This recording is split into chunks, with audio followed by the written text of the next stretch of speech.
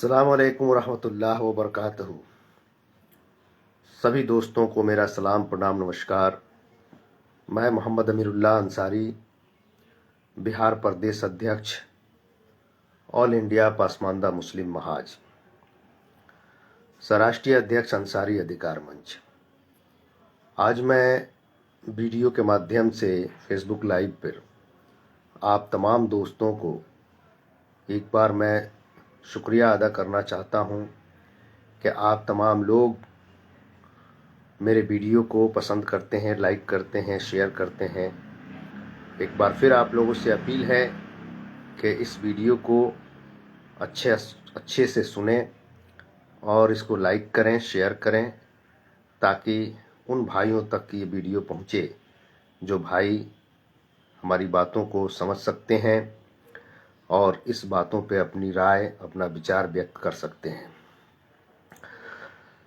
आज मैं वीडियो के माध्यम से मैं कुछ टॉपिक लेके आया हूं और वो टॉपिक है मुजफ्फरपुर में कुढ़नी विधानसभा क्षेत्र से उपचुनाव को लेकर। चुनाव में जिस तरह से देश में गहमागहमी मची रहती है और आजकल कुछ ज़्यादा ही गहमागहमी है, सरगर्मी बढ़ी हुई है राजनीतिक पार्टियों में, उसका सबसे बड़ा टॉपिक है पासमानदा मुस्लिमों को लेकर।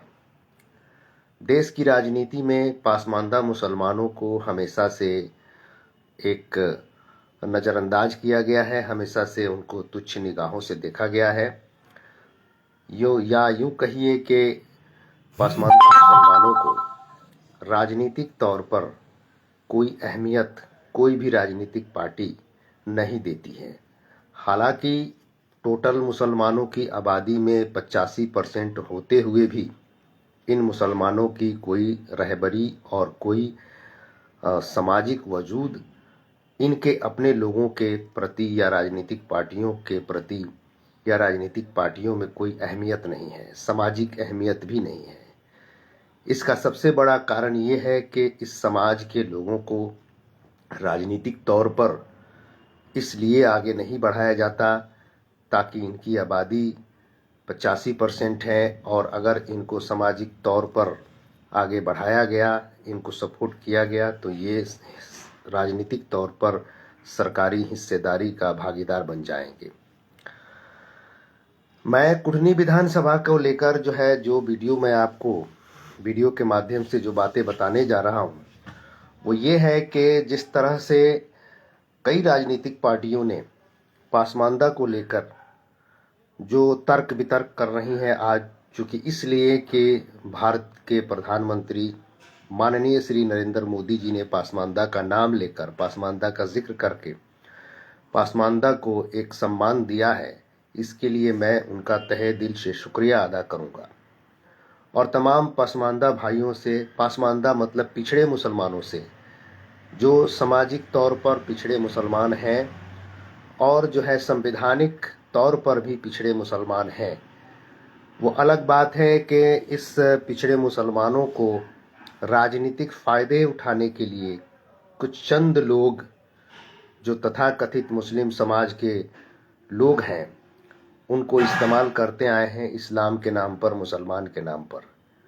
तमाम राजनीतिक पार्टियों में ये लोग ऊपर के पोस्ट पे, ऊपर के पदों पे बैठे हुए हैं और मुसलमान होने का और इस्लाम के नाम पर एक तरह का अपना उल्लू सीधा कर रहे हैं। सभी लोग, सभी मजहब के लोग और सभी मजहब में सभी बिरादरियों के लोग अपने अपने तौर तरीके और अपने अपने सामाजिक संगठन बनाकर राजनीति में अपने मन मुताबिक हिस्सेदारी को पा लिए हैं। मसलन अगर दलित को देखा जाए तो दलित भी अपनी जगह पर पूरी लड़ाई लड़ते हुए कांसी राम से लेकर आज तक लोगों ने काफ़ी जगह बना लिया, मगर सबसे महरूम रहा तो पिछड़ा समाज रहा। ये पिछड़ा मुसलमान, जिसको पासमानदा मुसलमान कहा जाता है।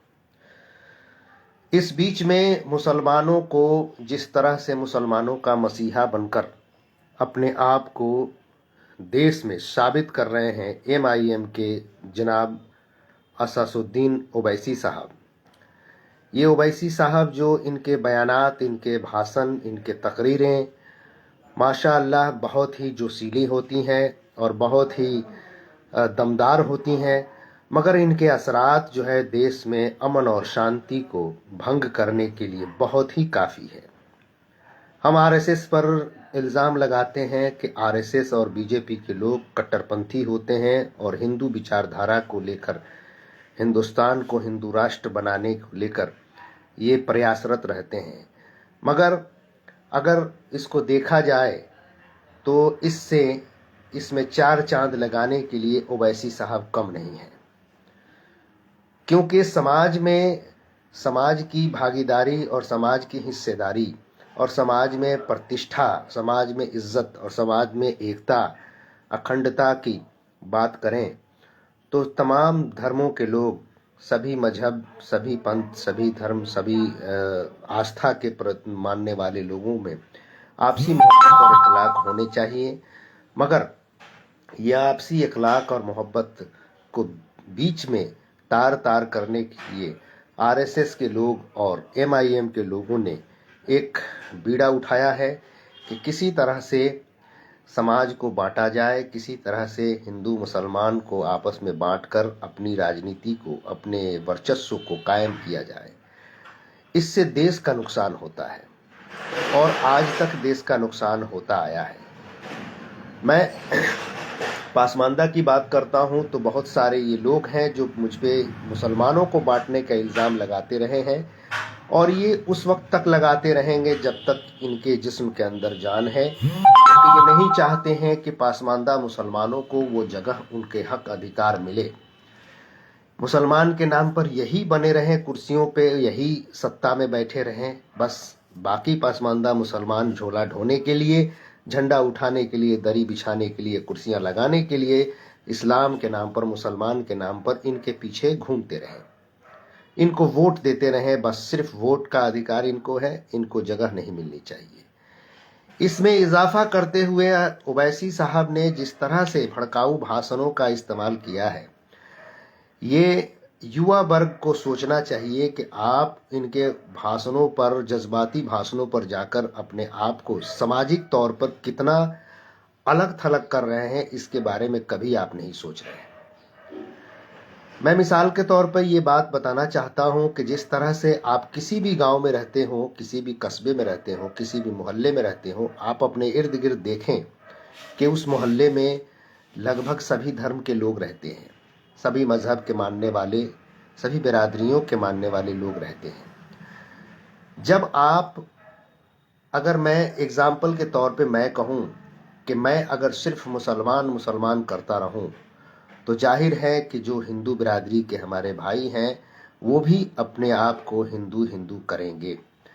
तो ये मुसलमान और हिंदू के बीच में जो दरारें फैल रही हैं, जो दरारें बढ़ रही हैं, ये सिर्फ हमारी कट्टरता को लेकर है। मजहबी उन्माद और मजहबी फितरत और मजहबी कट्टरता देश के लिए, समाज के लिए बहुत ही एक तरह से भयावह है। ये वो स्थिति है जिससे देश को बहुत ज़्यादा नुकसान हो रहा है। समाज में हम एक दूसरे के प्रति नफरत की निगाहों से देख रहे हैं, एक दूसरे के दिलों में एक दूसरे के लिए नफरत है, जिसकी वजह से हम एक दूसरे को हमेशा नीचा दिखाने, हमेशा उसको बर्बाद करने या हमेशा उसको कमज़ोर करने में लगे रहते हैं। इससे मिलता क्या है? इससे हमें और आपको कुछ नहीं मिलता है। इससे मिलता है उन राजनेताओं को जो हमें इस्तेमाल करके कुर्सी पर बैठते हैं। फिर हमें कुर्सी पर बैठने के बाद हमारे साथ क्या क्या होता है, इसमें कुछ कहने की ज़रूरत नहीं है, आप खुद समझदार हैं। मैंने देखा कि जैसे ही पासमानदा की बात चली, पासमानदा की बातों पर जिस तरह से राजनीतिक पार्टियों ने पासमानदा का जिक्र करना शुरू किया, तो हिस्सेदारी की बात आती है। पासमानदा समाज, पासमानदा संगठन, ऑल इंडिया पासमानदा मुस्लिम महाज हमेशा से पासमानदा मुसलमानों को उनकी राजनीतिक अधिकारों को लेकर चिंतित रहा है और लड़ाई लड़ते रहा है और इंशाअल्लाह आगे तक लड़ता रहेगा। और ये हमारा अधिकार है, ये संवैधानिक अधिकार है, इसमें किसी तरह का कोई गुरेज, किसी तरह का कोई दोष नहीं होना चाहिए। मैं कुढ़नी विधानसभा पर आता हूं कि कुढ़नी विधानसभा में पासमानदा मुसलमान एक अंसारी साहब को एमआईएम ने टिकट दिया है। जाहिर है पासमानदा समाज के लोगों में इस बात की खुशी जरूर है, अंसारी समाज के लोगों में, कि एमआईएम ने उनको टिकट दिया और विधानसभा के चुनाव वो लड़ेंगे। मगर कभी वो ये नहीं सोचते हैं कि ये एक तरह का षड्यंत्र है, एक तरह की साजिश है। पिछले दिनों तो कभी पसमानदा के लिए ओवैसी साहब ने कोई काम नहीं किया और किसी तरह पसमानदा मुसलमानों को कभी उन्होंने अपनी पार्टी से टिकट नहीं दिया और अपने संगठन में कोई जगह नहीं दिया। लेकिन आज जैसे ही पासमानदा का मुहिम शुरू हुआ, पासमानदा की जिक्र शुरू हुई, राजनीतिक पार्टियों में पासमानदा की बात होने लगी, तो ओवैसी साहब को पासमानदा से मोहब्बत हो गया और ये मोहब्बत लोगों को जायज लग रहा है।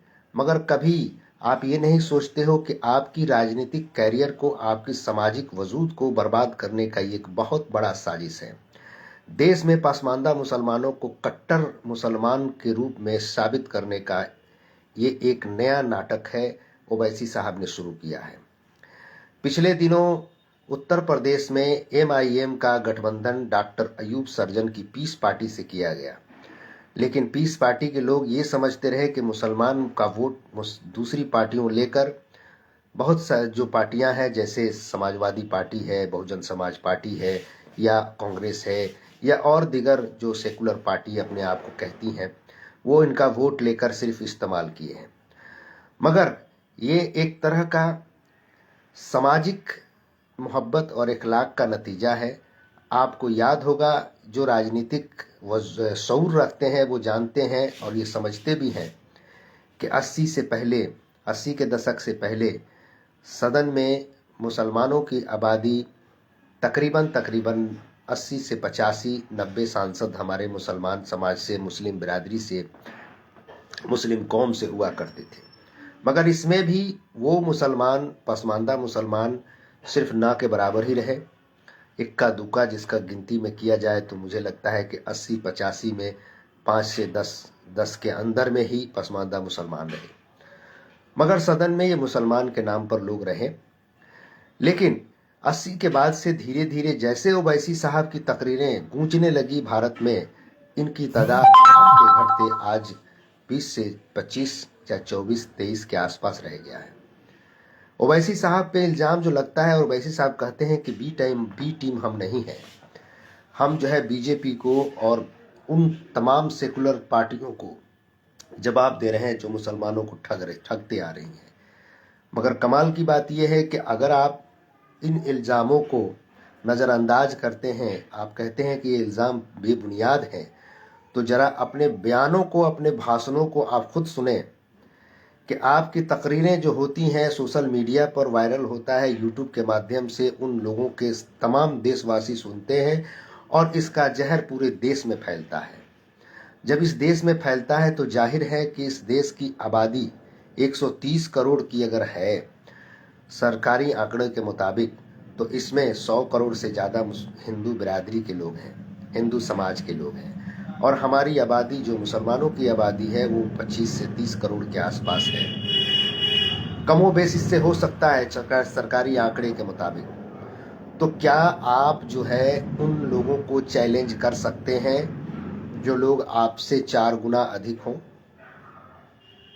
आप उनसे क्या करना चाहते हैं उनके साथ, या आप समाज में क्या करना चाहते हैं, समाज में किस तरह से अपने आप को प्रमोट करना चाहते हैं, ये आप खुद जानते हैं। आपका फ़ायदा जाहिर है होता आया है। तेलंगाना में जिस तरह से आप जो है 120 सीट में सिर्फ 5 से 6 सीटों पे आप लड़ते हैं और वहाँ आपके 4-5 विधायक, 2 आप और आपके भाई और आपके कुछ जानने वाले लोग विधायक बनते हैं, मगर आज तक उसमें इजाफा नहीं हुआ और देश के हर हिस्से में आप चुनाव लड़ने जाते हैं। जाहिर है संवैधानिक अधिकार है, आप लड़ सकते हैं, मगर आप सिर्फ मुसलमानों को मुसलमान का राग अलाप कर, मुसलमानों को धक्का लगाकर जो देश में मुसलमानों को बदनाम कर रहे हैं, मुसलमानों को कट्टर बना रहे हैं, ये किस इस्लाम की देन है और किस इस्लाम के किताब में इस तरह की बात लिखी हुई है? दुनिया के तमाम लोग जानते हैं कि इस्लाम मोहब्बत का पैकर है और मोहब्बत से इस्लाम दुनिया में फैला है। तलवारों और बयानबाजियों से और किसी पर इल्ज़ाम लगाने से इस्लाम को नहीं फैलाया गया, बल्कि इस्लाम फैलाने वाले जितने भी पैगंबर दुनिया में आए वो सभी लोगों ने मोहब्बत का रास्ता अपनाया। अपने अखलाक और मोहब्बत से आप अपने इस्लाम को प्रमोट करते हैं और इस्लाम एक कंसेप्ट की तरह से दुनिया के लोगों में जाता है।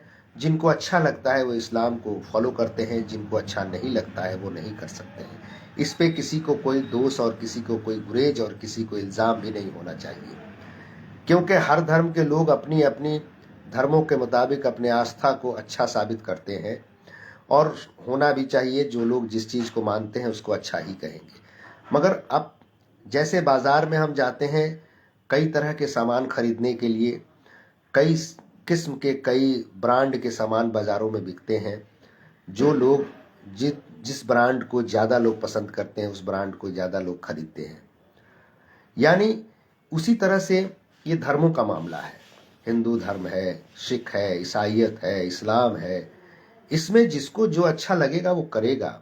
मगर अच्छा लगेगा कैसे कि हम इस्लाम के मानने वाले हैं तो इस्लाम के उस अहकानों पर, उस अरकानों पर, उस मिजाज पर चलें, उस तरीक़ों पर चलें जिस पर हमारे नबी सल्लल्लाहु अलैहि वसल्लम ने हमें बताया है, हमें हुक्म दिया है, हमें कहा है। कुरान के माध्यम से अल्लाह ताला ने भी फरमाया है। तो क्या हम उस पर अमल कर रहे हैं? इंसानियत के नाते जो है हम इंसानों को एक दूसरे से मोहब्बत का आदान प्रदान करते हैं, एक दूसरे के साथ मिलना जुलना, उठना बैठना, खाना पीना सभी होता है। मगर कट्टर इतना हो गए कि आज जो है पड़ोसी ही हमको शक की निगाहों से देख रहा है। इसका दोषी है कौन? मैं इतनी लंबी चौड़ी बातें नहीं करना चाहता, उस पे इस्लाम पे डिबेट करने की बात नहीं है। यहाँ डिबेट है राजनीति की, और ये राजनीति में जिस तरह से पिछड़े मुसलमानों की बात मैंने कहा कि पिछड़े मुसलमानों में अगर एमआईएम ने पिछड़े मुसलमानों को टिकट दिया है या दे रहा है तो इसका मतलब ये मत समझें कि एमआईएम आपका मसीहा बनकर आपको हक दिलाने का काम कर रहा है। आप खुद सोचें कि आपको उसी समाज में, उसी गांव में, उसी शहर में आपको एक तरह से अलग थलग कर दे रहा है। क्योंकि आप सोचिए कि आप एमआईएम का टिकट लेकर चुनाव मैदान में उतर गए तो आपके अपने लोग, जो चंद लोग हैं, वही आपको वोट दे सकते हैं। दूसरी बिरादरी के, दूसरे धर्म के लोग आपको वोट नहीं देंगे और समाज में आप एक कट्टर मुसलमान, एक कट्टर छवि बनकर आप समाज में बदनाम होते रहेंगे। तो मेरे भाई, मैं अगर आप लोगों को ये बातें बता रहा हूँ तो शायद हो सकता है कि आपको बुरी लगती हो, मगर अगर इस पर पूरे शिद्दत से, ध्यान से, अगर दिल से सोचें, दिमाग लगाएं तो आपको पता चलेगा कि ये बात बिल्कुल सत्य है और इसमें कोई किसी तरह का फरेब और किसी तरह का कोई बरगलाने वाली बात नहीं है। टिकट लेकर आप जरूर खुश हो जाएंगे मगर समाज से आप कट जाएंगे। हाँ, अगर टिकट आपको चाहिए, अगर आप अपनी हिस्सेदारी लेना चाहते हैं तो आप संगठित हो जाएं, पासमानदा समाज एक जगह इकट्ठा हो जाए। और इकट्ठा होने का मतलब ये नहीं कि आप दूसरे समाज के लोगों से कट जाएं, नहीं।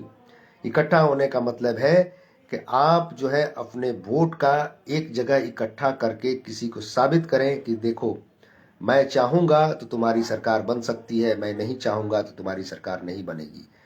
अब हम शर्त के आधार पर किसी भी राजनीतिक पार्टी से, चाहे कांग्रेस हो, चाहे इवन बीजेपी ही क्यों ना हो, अगर बीजेपी को हम हराने और जिताने के चक्कर में लगे रहें तो आपका वजूद मिट जाएगा, आप कभी कामयाब नहीं हो पाओगे।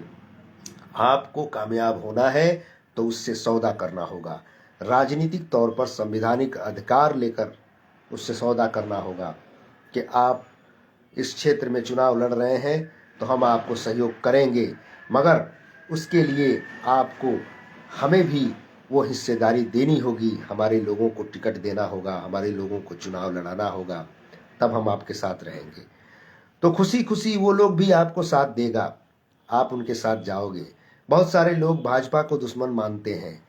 बहुत सारे लोग कहते हैं, बहुत सारे क्या पूरे मुसलमान कौम कहती है कि भाजपा हमारी दुश्मन है, हमें इज्जत नहीं देती है, हमें जगह नहीं देती है। मैं पूछना चाहता हूं उन भाइयों से कि जरा आप पूछें अपने घर में, अपने माँ बाप से, अपने बुजुर्गों से पूछें कि क्या कभी आपने जिंदगी में भाजपा को वोट दिया है, भाजपा को सपोर्ट किया है? तो पता ये चलता है कि कभी नहीं, कतई नहीं। मेरे भाई, जब आप उसको सपोर्ट नहीं करोगे और फिर आप उससे अच्छाई की उम्मीद रखते हो, तो ये कहाँ का इंसाफ है? किस तरह की सोच आप रखते हैं? आप क्या सोचते हैं कि मैं उसको सपोर्ट नहीं करूंगा, वो आपको सपोर्ट करेगा? मेरे भाई, पहले आपको आगे बढ़ना होगा। आप आगे बढ़िए,